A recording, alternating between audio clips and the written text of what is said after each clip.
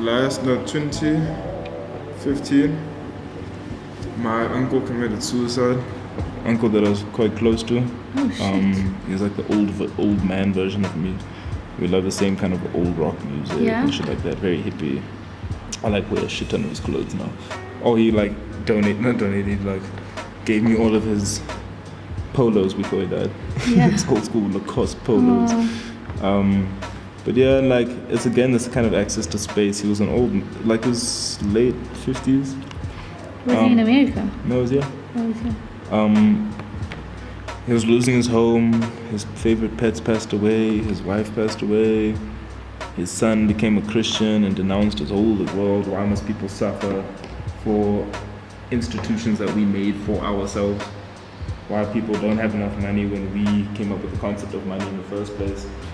And he always used to tell me, like, this place is not for me. Like, I'm out. Like, I don't want to be here. Earth is not the type of place that I'd want to live in. And like, I never really took it seriously, you know, as a lot of people don't. And then he had to go move in with his son, which he never wanted to do. He's like, it's no place for in certain moments, right? And then his son, pretty much long story short, was like, yeah, me and the kids and my wife don't want you here, you're making shit weird. So he's like, all right, cool, I'm leaving. And like 15 minutes after his son said that, he got into his car and he shot himself. What? And then my mother phones me at like 3 a.m. after he did it. And then she hung up. I checked on Facebook, he had written a goodbye letter as his status. And then like from that, I've always been working with this idea of space in Johannesburg and access to it. And the fact that people are getting kicked out of their homes in Malbonang to make way for cafes and these pretentious art galleries. And I made a print about that general kind of neighborhood space conversation, and then I made a work called The Beheading of St. Matthew, which took images from a protest that was happening after an eviction of a men's hostel down the road.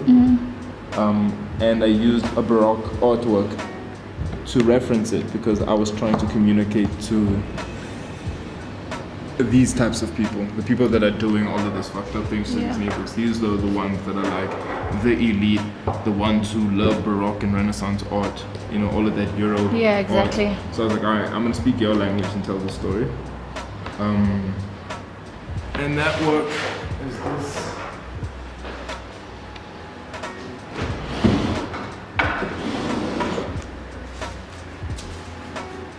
So in the original thing, it's a saint being beheaded, right, by, you know, these guys.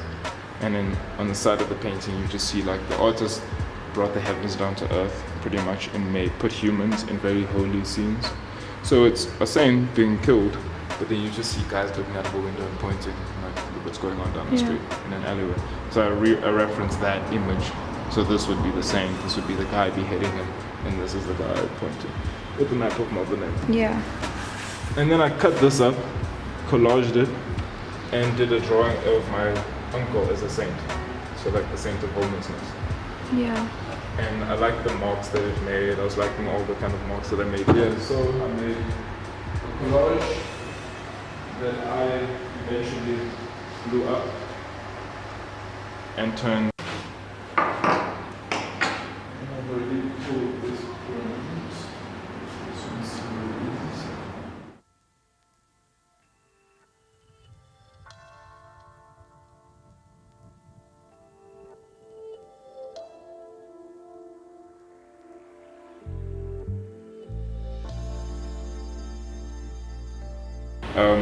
I'm Nathaniel Sheppard, artist, printmaker,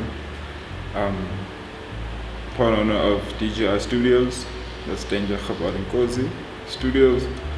Chad Kodera and myself, with the initial kind of artist of the space, we met in university while we were studying fine arts at Wits. We kind of like became friends off of like very silly small things. Like, do you smoke? Yeah, smoke, let's go on smoke breaks together. Those awkward first like orientation weeks. Then we realized we like the same type of hip hop, but like it wasn't just hip hop at that point. We got into like really deep conversations of the craft and the medium of it. And like from that, it just stemmed into printmaking, which we learned in first year. And we just became obsessed with this idea of replicating your images, the history of it, the South African history of it, the fact that it was used for such like politically, potent things, movements, showing the masses what Mandela looked like. And the fact that these guys worked out of garages, exiled in other countries and sneaking in editions of work so people can see these things, see images. And like relief printing especially, I think was important to that movement because of its accessibility. It's cheap, you can use linoleum flooring, you can use wood. All you need to do is carve and relieve the surface. So that kind of process spoke to us. And this idea that it was kind of the underdog in South Africa's new art institutions. Because now intaglio and etchings and paintings, the more sophisticated works, were getting all the credit and all the money and all the funding. Where people thought lino cut and printing was like postcard throwaway objects. So we wanted to kind of translate that into the fine art world, which inevitably Chad and I kind of were introduced to through David Critt. And that is, probably the biggest printmaking studio in the country. And, there are deals we shared in terms of the technicality of printmaking. But at least if I speak for myself, spaces like that were still problematic because of kind of the positions that the black artists played in relation to white artists and the blatant privilege around these things. So we kind of noticed there's a gap for spaces that kind of subvert that. And we've entered into an already pre-existing movement with, studios like Assemblage, Print on Paper, these guys, Alphabet Zoo, Isaac and Minnie. Through that, we've learned the pain of having to kind of run a space on your own, the responsibility of running a space on your own, the urge to make money to keep the space alive, but not sacrifice your ideologies, find ways to make your ideologies a bit more malleable to suit the situation. So it's been a growing process and a learning process. We're over a year and a half old now. And it stemmed from, again, Chad and myself. Then we met Spongiseni Kulu at David Critt. Became like the dope trio of besties. Waging terror across the city. And then with Anaz, Anaz comes from his intellectual background, very academic, and it adds a really cool perspective between the four of us, in terms of what work gets made here and where it's shown and what that means and just the significance of it all. What we try and do, I think what we've done from the get-go in university, and I think that was like, not the peak, but it was at one of our peaks of that kind of ideology where the works we used were things that we referenced in day-to-day things, whether it's the newspaper of the day, whether it's a famous word that's just been said, or even a symbol. There's a print, it used to be in the studio, but it's the fuck your dream of empire. The text alone, we didn't make that text, we didn't write that. We referenced a student in UCT who wrote that on, I think it was UCT, wrote on the road sculpture. Yeah. And that is his text, his font, or his or her font, and we're referencing that instead of referencing something in the Renaissance or in the Baroque era, specifically, because that only speaks to a certain type of class. So using day-to-day things and using references that we all kind of have, using communist propaganda references, Nazi propaganda references, things that we've been ingrained through television, what television fed us. We're trying to reorganize and re-communicate to people like what these things are. That's why simple things like the press. The press for us is like our God, it's what makes everything possible, right? That's a simple gesture. We have the vulture. Everyone's known since you were born, since you were a kid, when you learn about birds, that the vulture is a carnivorous bird. It feeds off of, it's a bird of prey, it feeds off of dead bodies, dead corpses, things like that. So now when you make an association with that, an institution, simple, the Japanese perfected it in their early works, their prints. Very simple, figure-based sometimes, emotive words. They speak to a grander thing, but can speak to the simple thing, like ourselves.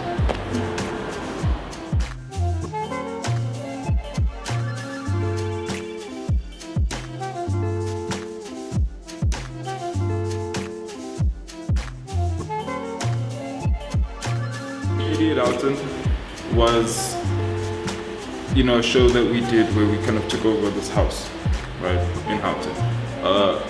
A neighborhood that was historically known for having the mining bosses of Johannesburg live in. It's old money. I could say at least a while back it was predominantly a Jewish area, but now a lot of Muslim and affluent Jewish people live in that area. And to have the ability to have a black-run studio show work in a mansion, an empty mansion, and be able to invite people of all social classes to come and all ages to come and get them into this one space that previously, very recent in our history, was inaccessible to 90% of the people that showed up to the space. I always like to joke and say, like, I wonder what the ghosts and ancestors in this house are thinking now when they saw the people coming. They're busy freaking out and rolling in their graves. But that's, it's a joke, but it's like, it's a serious fact. That space was completely excluded from us. And the fact that the owner who owns it has access to that space, because of this new kind of world that we live in, was a part of the concept as well. And it was a simple narrative of, these are the early prints till now, and this is what happens when 3 friends to 4 friends embark on a journey of trying to promote print in something that they love. And hope that we inspire others to do the same thing in their craft. So we now have a massive military-sized army of artists just changing things up around the world eventually. It was 88 Houghton, and with galleries, we like to approach galleries as a collective. So it's never, we're just gonna have a solo show for Nathaniel or for Chad or for Spongiseni. It's this matter of like, you're working with a collective of people, so you can never just exploit us, and it's from business to business, not business to person. So you can never kind of overpower us. If you want to work with us, here are our demands.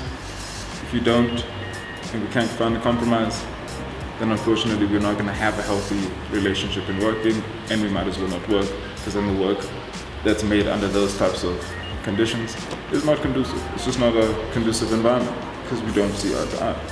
But we're willing to compromise 99.99% of the time, because I think that a lot of the institutions here are starting to kind of join this kind of movement and really promote the arts and try and change something, whatever their missions are, they're still trying to just shake up the institution. So that's kind of how we approach places that not necessarily are a match. When I was in our city, some might say it's like a cliche moment where you're trying to say, who am I? But I went through that moment.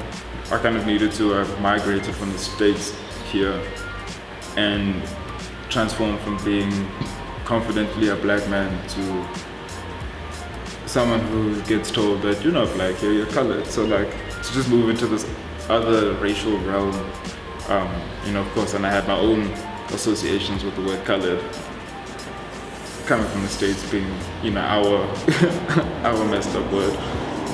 So it was this like idea of, is my privilege as well? I started having this kind of conflict with privilege. I see people that I associated myself with on a day-to-day basis in America. I'm a black man, and I see examples of African Americans in history that have overcome certain adversity. And then I come here and it's like I've gone back to my father's generation, where his mother and his father were domestic workers. But he was that generation where those parents worked to go to school. Our generation here is his generation in the States. So it was just interesting to see now where I fitted into the social structure, because now the people that I associated myself with were to an extent keeping me at a distance, because I'm now not that black, I'm not that type of. So I went through that that kind of process and made a work of myself selling myself as a slave.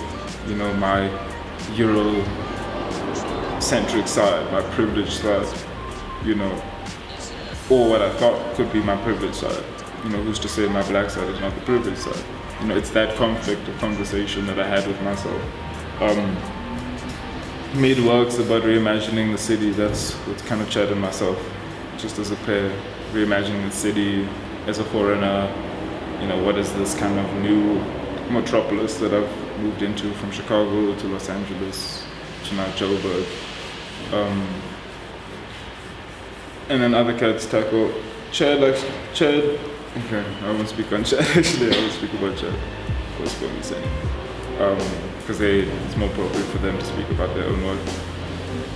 But yeah, for myself, I do tackle. I haven't done it in a while, and I do it mostly in my paintings, and I haven't painted in about 3 years, so I'll get back to that now.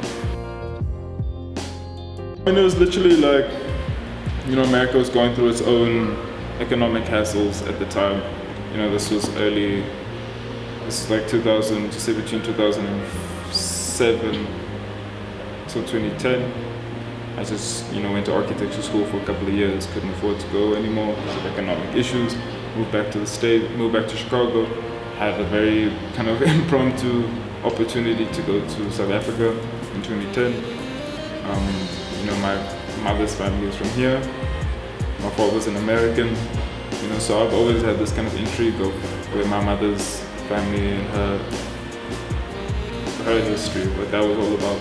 You know, I've always was intrigued by South African history. So I migrated here under the pretense that I was going to just be here for 3 months and enjoy the World Cup, you know, and kind of figure my life out at that stage. Obviously, I haven't gone back after those 3 months. Enrolled at Wits, studied fine arts, you know, and then the rest was history.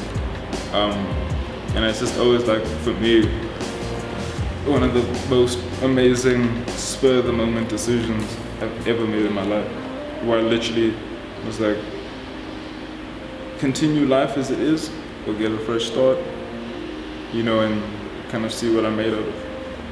You know, now I've met an amazing community of friends and family, and I would never have envisioned this for myself in 2010, even when I got it. You know, but it's been a dope journey. Hella ups, hella downs, but that's life. I'm a mess. I just make a whole bunch of chaos, and I just like making stuff, and we all just balance each other out, and we love it. Even if this is it for us, just running a print studio and just end to end, just making prints, I'm cool with that. It's like, for me, it's like, it's a revealing thing. You know, so like, there's the moments I have a plate in front of me and I just stare at it for a while. And then even in my head, I won't even necessarily put something on it. I'll just know within this frame and within this matrix is what you call the plate. It's asking me to do something. And it's like this constant battle, and I think that's why I also symbolically like and physically like carving, because it's this constant battle with how cold it is, even. Just something as small as how cold it is and how hard it is to carve. You're at the mercy sometimes of your tools, at your plate. It's very physical, it hurts your hands. If you're carving for hours, it hurts. But yeah, it's like, Chad always says it's a very spiritual thing for us. But yeah, just carving away and removing from the surface and finding like the true essence of what this matrix was trying to ask you for, I think is kind of what keeps us going also inside. Why I like physically carving.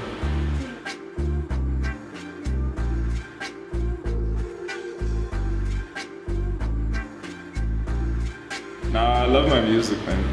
Like, So what kind of music do you... jazz, hip hop, old school hip hop, you know, artists like Mobb Deep, producers like Jay Dilla, Madlib, like old funk, African funk. I love soul, rock, I love music. Anything that vibes with me, I love it. Well, it could be damn Spanish love songs for all I care. If it vibes with me, it vibes with me. And what else do I love? Movies. I'm obsessed with like classics, good old-fashioned, dope-ass movie. Cult classics, oldies classics, Citizen Kane. Of course, my grandmother and I chill and watch the whole Godfather trilogy. Like, that's my favorite pastime. What else? Movies like Metropolis also like inspire a shit ton of our work. This idea that the city is a machine run by the people who inhabit the city. You know, that kind of inspired a lot of our sci-fi. I love sci-fi. I'm obsessed with the idea of space. And the idea of getting off of this planet away from all these crazy ass people. I'll be the first one on that ship. But yeah.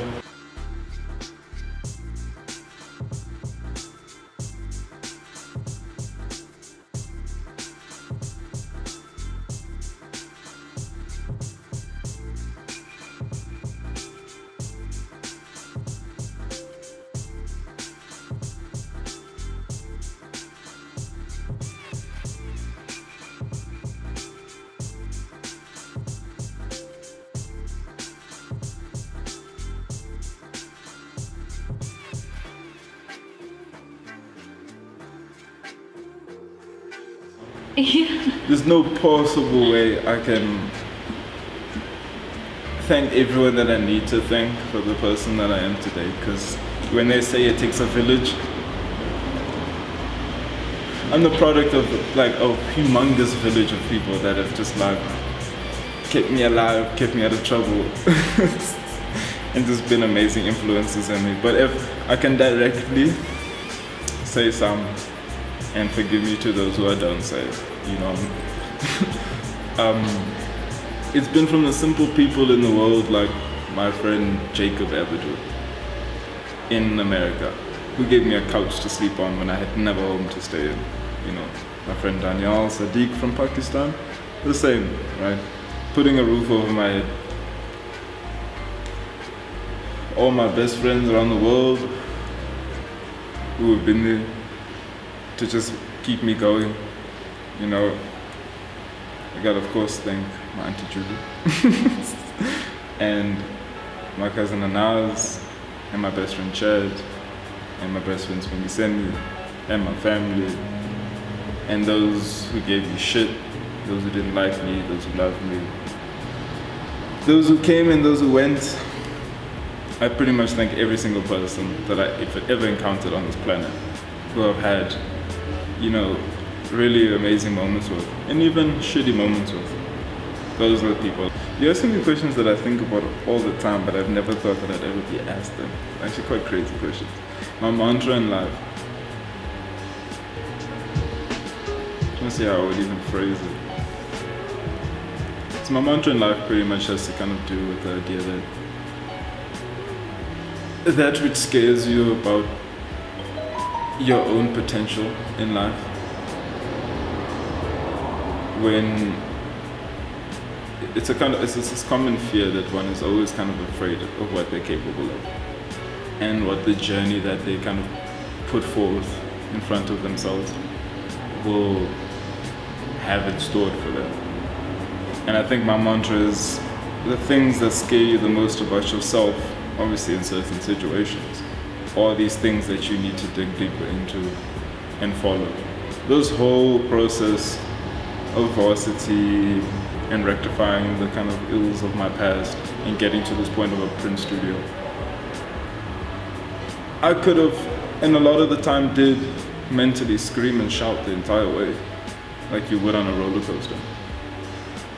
But at the end of the day, I came out unscathed a lot of the times. And just to not be afraid of one's own potential. You know, don't be afraid of what you want to do the most and follow that passion. You know, and the more naysayers you have, the more confidence you should have, because no one would pay attention to a person. You waste their breath saying that you can't do this and you shouldn't do this if they didn't see some glimmer of kind of hope that you actually can, and fear that you actually can. You know, and respect those naysayers, because they're the ones that should feel, you know, to be like, cool, I'm gonna prove to myself, and not even to you, I'm gonna prove to myself that I'm capable of this. And then when I'm done accomplishing it, I'm not even gonna think about you. I'm just gonna use you as a little bit of fuel to get to where I'm trying to go. And then you get to share the happy moments with those who are with you, like your best friends and your family. And that's what makes it worth it. Not money. Money's great, it's fantastic. But so is family, and so are the people that you came up with. So that's my mantra, my long ass mantra.